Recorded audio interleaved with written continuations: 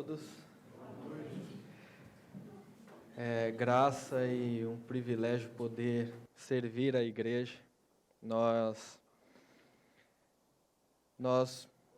veremos hoje no Evangelho de Marcos, capítulo 10, verso 46 ao verso 52. Eu peço a todos que abram suas Bíblias. Irmãos, é um desafio muito grande estar aqui. E quando você estuda as Escrituras, quando você tem essa responsabilidade de vir aqui falar, é um desafio maior ainda porque você quer ser fiel às Escrituras. Você quer falar o que as Escrituras dizem. E nós sempre temos a tendência de procurar, de alguma forma, impor alguma ideia ali no texto. E é muito trabalhoso você não fazer isso. Não impor as suas ideias ao texto. E eu oro a Deus, eu peço a Deus que isso não aconteça hoje. Pelo contrário, tudo que seja dito, tudo que seja falado, esteja submisso ao texto e pela simples exposição das Escrituras, os irmãos, vocês que nos visitam, é bom ver visitantes aqui esta noite, vocês que nos visitam, ouçam somente o que Deus tem a falar para vocês. Não Rodrigo, não o púlpito, mas Deus. E essa é a minha oração e que Deus nos abençoe essa noite. Amém? Vamos elevar a nossa voz a Deus mais uma vez? Ó Senhor, misericórdia. Misericórdia sobre a igreja, misericórdia sobre a minha vida. A Tua palavra, ela é pura, Senhor. A Tua palavra é perfeita. Ela não precisa de nenhum acréscimo, ela não precisa de ideias novas, ela não precisa de mais nada. Ela é suficiente para salvar, transformar, edificar, encorajar, exortar. Ela é suficiente para mostrar a Cristo.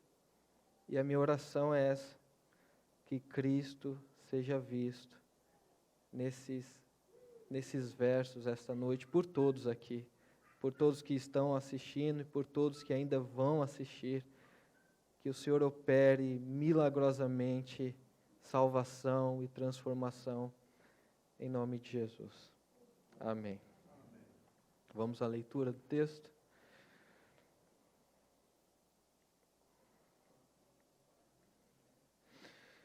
Verso 46.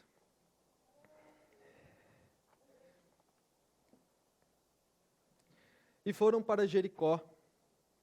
Quando Jesus saía de Jericó, juntamente com os discípulos e numerosa multidão, Bartimeu, um cego mendigo, filho de Timeu, estava sentado à beira do caminho.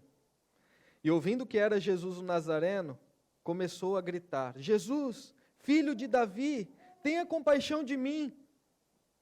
E muitos o repreendiam para que se calasse. Mas ele gritava cada vez mais: Filho de Davi, tenha compaixão de mim. Jesus parou e disse: Chamem o cego. Chamaram então o cego, dizendo-lhe: Coragem, levante-se, porque ele está chamando você. Atirando a capa para o lado, o cego levantou-se de um salto e foi até onde estava Jesus, que lhe perguntou: O que você quer que eu lhe faça? O cego respondeu: Mestre, que eu possa ver de novo. Então Jesus lhe disse: Vá, a sua fé salvou você. E imediatamente passou a ver e foi seguindo Jesus estrada afora. Essa é a palavra de Deus. Irmãos, e vocês que nos visitam, através desse texto, nós veremos que o filho de Davi, ele é um rei generoso, ele é um rei compassivo, e diferente da imagem que nós podemos criar de um governante, onde ele é sempre servido, onde ele sempre dá as ordens, diferente de um governante dominador que espera ser servido. Jesus, ele é um rei que veio para servir. O tema dessa mensagem é o rei serve. As crianças que estiverem anotando, o tema é esse. Irmãos, qual é o contexto aqui? Qual é o contexto? Tem um contexto mais amplo e um contexto imediato. Se nós olharmos 2 capítulos atrás, Pedro tinha acabado de fazer aquela confissão que nós conhecemos: Tu és o Cristo, Tu és o Cristo. E eu percebo que a partir dessa confissão de Pedro, se você passar pelo capítulo 9 e o capítulo 10 também, você vai ver uma atitude dos discípulos. Uma atitude que eu, pelo menos, não vi nos capítulos anteriores à confissão de Pedro. Eles começam a indagar algo como: quem é o maior no reino dos céus? E eles discutiam entre si sobre quem deles seria o maior no reino dos céus. Ora, Jesus tinha acabado de falar que ele era o Cristo, né? Então eles começam a indagar: quem é o maior no reino dos céus? Né? E Jesus, ele passa a instruir os discípulos também. No capítulo 10, do verso 13 em diante, ele passa a instruir acerca das crianças. Ele fala: deixem que os pequeninos venham a mim, não os impeçam, porque dos tais é o reino de Deus. Quem os receber, quem não receber o reino de Deus como uma criança, de maneira nenhuma entrará nele. E ele passa a instruir e passa a discipulá-los, né? É isso que o mestre faz. E logo, num contexto mais imediato, há um pedido de 2 discípulos, Tiago e João. Eles chegam para Jesus e eles dizem: Mestre, queremos que o Senhor nos conceda o que vamos pedir. E qual é a resposta de Jesus? Jesus fala: o que você quer que eu lhes faça? E olha o pedido dos 2 discípulos: permite-nos que na sua glória nos assentemos um à sua direita e o outro à sua esquerda. Havia discussão sobre quem seria o maior, e 2 desses discípulos queriam um sentar à sua direita, outro à sua esquerda, e Jesus, ele passa a ensiná-los a esse respeito. E ele, no verso 42, ele diz: vocês sabem que os que são considerados governadores dos povos os dominam e que os seus maiorais exercem autoridade sobre eles. Mas entre vocês não é assim. Pelo contrário, quem quiser tornar-se grande entre vocês, que se coloque a serviço dos outros. E quem quiser ser o primeiro entre vocês, que seja servo de todos. Pois o próprio Filho do Homem não veio para ser servido, mas para servir e dar a sua vida em resgate por muitos. Então esse é o contexto mais amplo e o contexto mais imediato. E então surge essa narrativa. Eles foram para Jericó. Quando eles estavam saindo de Jericó, eles se deparam com, na verdade, aparece um cego mendigo clamando para que o filho de Davi, Jesus, tenha compaixão dele. E é importante destacar também que, nesse tempo, havia uma expectativa de um Messias que viria. Havia expectativa messiânica entre os judeus, e eles aguardavam esse ungido, ou Messias, ou Cristo, se você preferir, que era o filho de Davi. Então havia uma expectativa. Esse Cristo, ele herdaria o trono de Davi. Havia várias vertentes, havia várias discussões, divergências sobre o que viria a ser esse Messias, quem seria esse Messias, o que ele faria. E um exemplo disso você pode encontrar a mulher samaritana. Havia uma expectativa. Na sua conversa com Jesus, chega um momento que ela diz, eu sei que virá o Messias, chamado Cristo. Quando ele vier, ele nos anunciará todas as coisas. Havia também, e essa eu acho que era a mais popular, havia a ideia ou a crença de que o Messias ele viria, e essa esperança ela era fundamentada em termos nacionalistas e políticos.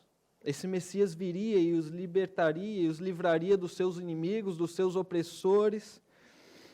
Então havia essa expectativa de um Messias que viria. E Bartimeu, ele clama, ele chama Jesus de o filho de Davi, é isso que ele está querendo dizer. Que Jesus é esse Messias. Há textos, por exemplo, se você não precisa abrir não, mas Jeremias 23:5 vai dizer: eis aí vem dias, diz o Senhor, em que levantaria a Davi um renovo justo, e como rei que reinará, agirá com sabedoria, executará o juízo e a justiça na terra.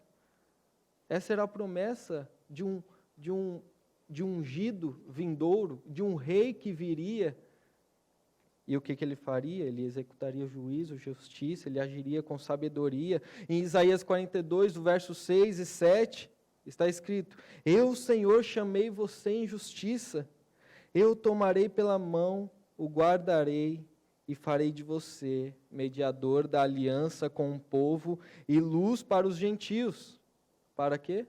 Para abrir os olhos aos cegos, para tirar da prisão os cativos e do cárcere os que jazem em trevas.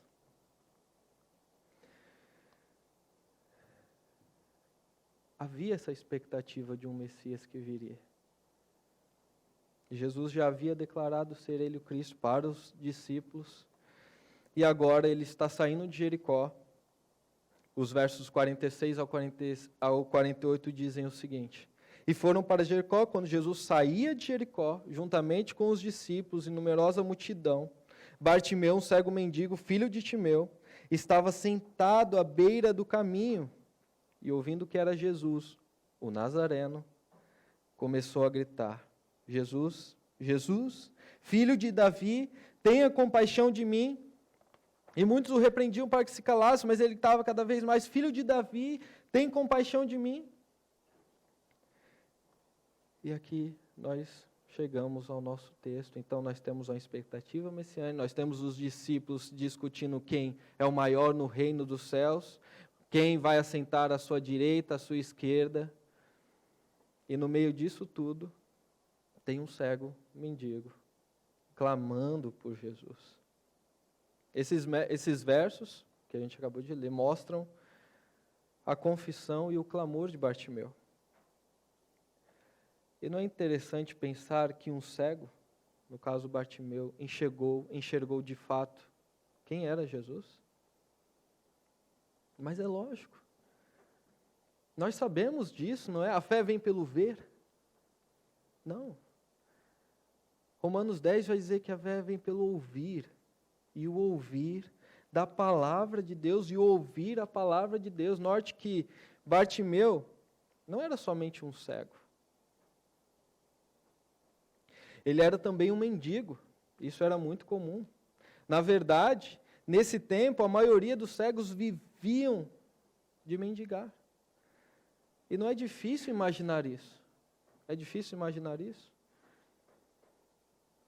Perguntas como: de onde ele tiraria o seu sustento? Como que ele iria trabalhar?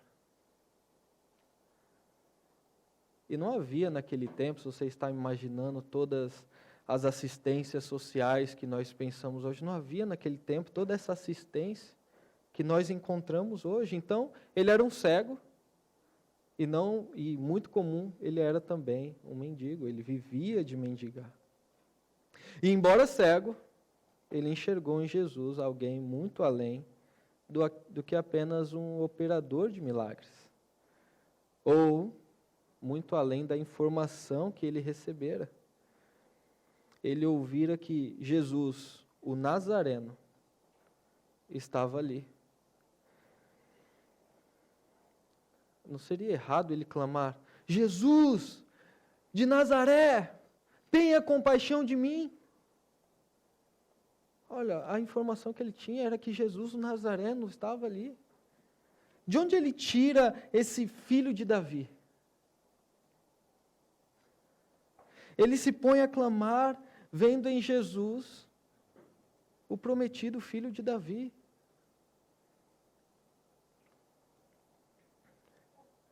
Será que ele conhecia as profecias que a gente leu há pouco? De qualquer forma, ele, de alguma forma, ele ouviu falar de Jesus. É o que parece que está acontecendo. Ele ouviu falar de Jesus. Ele ouviu falar que Jesus estava realizando essas coisas, realizando curas. Ele estava na expectativa, Bartimeu. E então ele vê em Jesus algo muito além do que um operador de milagres, ou um mestre qualquer. E ele se põe a clamar, Jesus, filho de Davi. Ele está dizendo, Jesus, Cristo, Messias, ungido, Jesus, o rei que virá, o rei que reinará e trará justiça e executará o juízo, que agirá com sabedoria. Ele está a clamar, Jesus, aquele que abrirá os olhos aos cegos, aquele que tirará da prisão os cativos, do cárcere os que jazem em trevas. É isso que ele está querendo dizer. Jesus, filho de Davi, você, rei. O rei prometido a Israel. Tenha compaixão de mim. Tenha compaixão de mim. Tem compaixão de mim? É um clamor correto diante do Messias. É um clamor correto diante do rei que viria. E se você está pensando, mas é claro que ele está clamando isso, ele era um cego. Na verdade, não precisa ser um cego para clamar assim. Não precisa ser um cego para clamar assim. Ele se põe numa posição de dependência e indignidade diante daquele que ele diz ser o filho de Davi. É uma confissão. É uma confissão até mesmo parecida com aquele ladrão na cruz, né? Vocês se lembram a confissão? Senhor, lembra-te de mim quando vires no teu reino. Qual é a confissão do ladrão na cruz? Tu és rei, Senhor. Tu és rei. E é isso que o cego Bartimeu enxergava. E esse clamor, tenha compaixão de mim, é um clamor correto também. Se você se lembrar da parábola do homem que não ousa levantar a cabeça, mas bate no peito dizendo, sei propício a mim, pecador. Ele se coloca numa posição de dependência e indignidade, o cego Bartimeu, pois ele vê em Jesus o filho de Davi, o rei que virá. Dos versos em diante, 49 ao 52, está escrito, Jesus parou e disse, chamem o cego. Chamaram então o cego, dizendo-lhe, coragem, levante-se, porque ele está chamando você. Atirando a capa para o lado, o cego levantou-se de um salto e foi até onde estava Jesus, que lhe perguntou, o que você quer que eu lhe faça? Isso parece soar parecido com algo que Jesus já disse, não? O cego respondeu, mestre, que eu possa ver de novo. Então Jesus lhe disse, vá, a sua fé salvou você. E imediatamente passou a ver e foi seguindo Jesus, estrada fora. O que você quer que eu lhe faça? Jesus pergunta ao cego. Essa é a mesma resposta que Jesus dá aos discípulos que querem se assentar um à sua direita e outro à sua esquerda, que querem fazer uma petição a Jesus. E Jesus dá a mesma resposta: o que você quer que eu lhes faça? Jesus aqui, diante do ocorrido anteriormente com Tiago e João, ele parece estar se colocando a serviço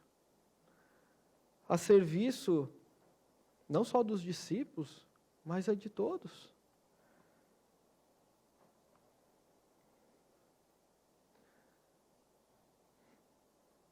O que você quer que eu lhe faça? E o cego, ele diz: mestre, eu quero que eu possa ver. Quem faria um pedido desse? Né? Quem faria um pedido desse? Nós temos a noção do que nós pedimos. Vocês nunca, eu não espero que vocês pensem isso, mas vocês nunca vão chegar para mim e pedir R$1 milhão. Vocês nunca vão pedir isso para mim. E é óbvio por que vocês não vão pedir isso para mim. Porque vocês sabem que eu não tenho. Eu não tenho. Então nós temos a noção daquilo que pedimos. Quando a gente chega diante de alguém para um pedido, nós sabemos que aquela pessoa pode nos dar aquilo que nós estamos pedindo. Nós chegamos com expectativa, nós já temos o não, né? Então vamos tentar o sim. Jesus, filho de Davi, eu quero ver. Esse cego, Bartimeu, a expectativa dele a respeito do filho de Davi estava corretíssima. Se ele tinha conhecimento dos textos que nós acabamos de ler, das profecias, do que o filho de Davi faria ou não, o cego, Bartimeu, ele tinha uma expectativa correta a respeito do Messias. Está escrito para que abra os olhos aos cegos. Então, aquele que eu creio que é o filho de Davi está passando, está aqui. E ele clama: compaixão de mim, eu quero ver. Eu quero ver. Então Jesus lhe disse: vá. A sua fé salvou você. E imediatamente passou a ver e foi seguindo Jesus estrada fora. Perceba que a generosidade e compaixão de Cristo, ela vai muito além de dar aquilo que lhe pediam. Jesus vai além de conceder algo temporário e transitório, como nesse caso aqui. Porque ainda que Bartimeu tenha voltado a ver, por fim ele poderia acabar em um lugar de trevas e escuridão eterna.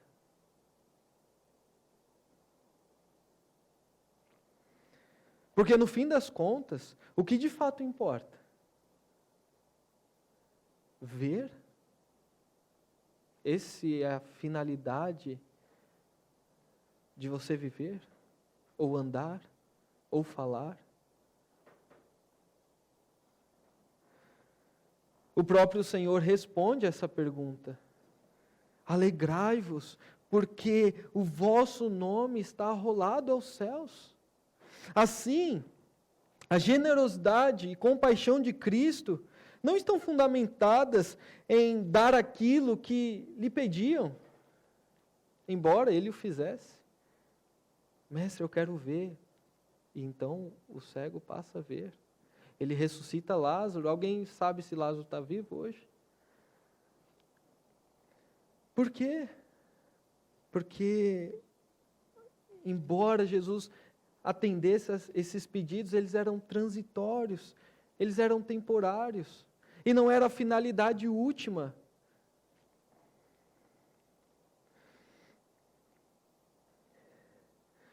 Então a generosidade e compaixão de Cristo não se limitam a atender esse pedido.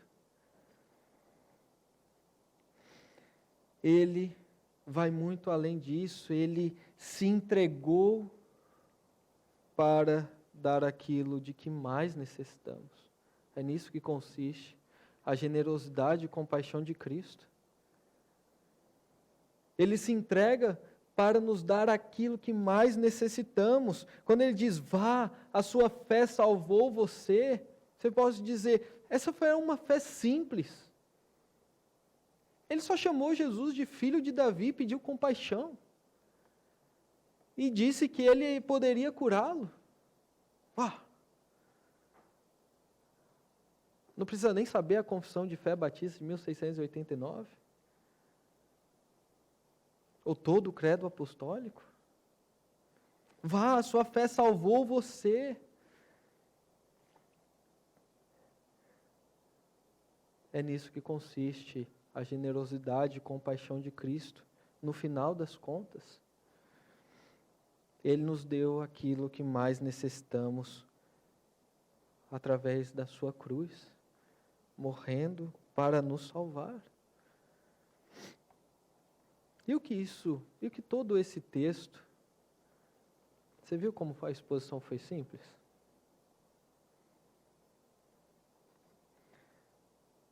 A pergunta, o que isso tem a ver com a gente? O que isso nos diz respeito? O que isso diz respeito ao Anderson no século XXI? Ou ao Márcio? Ou a Ingrid, ou ao Tiago?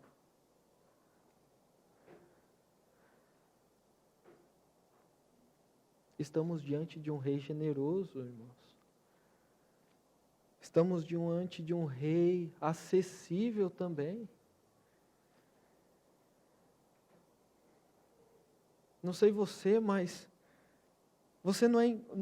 mas eu sou encorajado a ir até ele e lançar todas as minhas petições.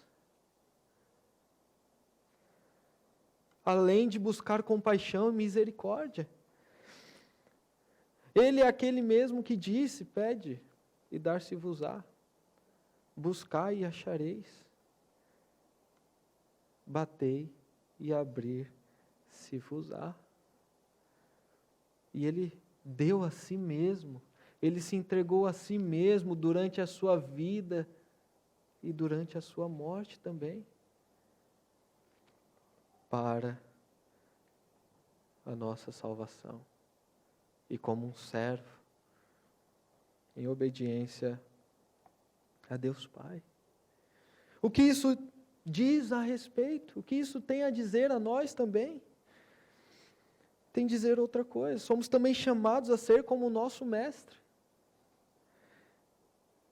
O que Cristo espera dos seus discípulos? Você não está querendo dizer que eu devo sair por aí e sair curando cego. Você sabe que eu não posso fazer isso, né? E você não quer dizer também que eu devo dar tudo o que estão me pedindo, né? Você sabe que eu tenho que analisar as coisas. Ora, Ele disse o que espera.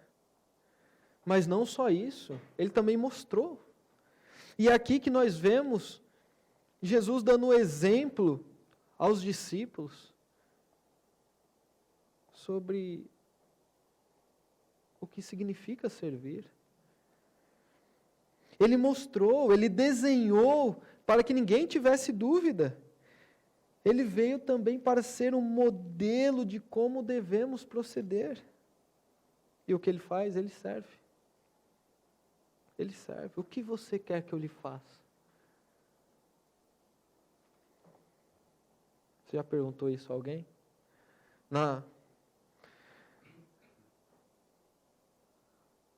Você quer que eu lave a louça para você? Né? O nosso mestre, ele é o nosso modelo de servo também. E a sua pergunta ao servo e aos discípulos, o que vocês querem que eu lhe faça? Mas você diz, eu não tenho nada a oferecer. Talvez você esteja pensando nisso, mas é claro que tem. Talvez você não vá curar o cego, e eu não quero frustrar você com isso. Mas é claro que você tem o que oferecer. Isto é, se você é um cristão, você tem algo a oferecer que é algo ainda maior do que dar visão ao cego, ou levantar um coxo, ou até mesmo ressuscitar alguém que está morto. Você tem o Evangelho de Jesus Cristo, irmão. Você não tem o Evangelho de Jesus Cristo? Essa mensagem é o poder de Deus para a salvação de todo aquele que crê. Essa mensagem pode decidir o destino eterno de uma pessoa. Ela transforma os homens ao ponto de, inclusive, eles estarem dispostos a perderem a própria vida do que negá-lo. Estariam dispostos até mesmo a perder a própria vista. Então você tem o Evangelho. Você tem aquilo que as pessoas mais necessitam. Você tem algo que é valioso. E o que isso tem a dizer também? Que embora os milagres de Jesus, embora Ele tenha curado um cego, isso foi algo transitório, isso foi algo passageiro ali para Bartimeu, porque de fato nós sabemos que Bartimeu morreu, né? Aquilo foi algo transitório, mas isso reflete uma realidade superior e futura. Qual é essa realidade? Está lá em Apocalipse. Não haverá mais choro, não haverá mais dor, não haverá mais luto. E a morte já não mais existirá. É isso que tem a dizer a nosso respeito. Eu espero que você tenha expectativas a respeito do filho de Davi também. Você espere mais coisas do filho de Davi também. Irmãos, ele é generoso. Ele é cheio de compaixão. Você pode lançar as suas petições. E você pode esperar também que essa realidade que nós vemos nos evangelhos, ela se tornará, perdoe a redundância, real.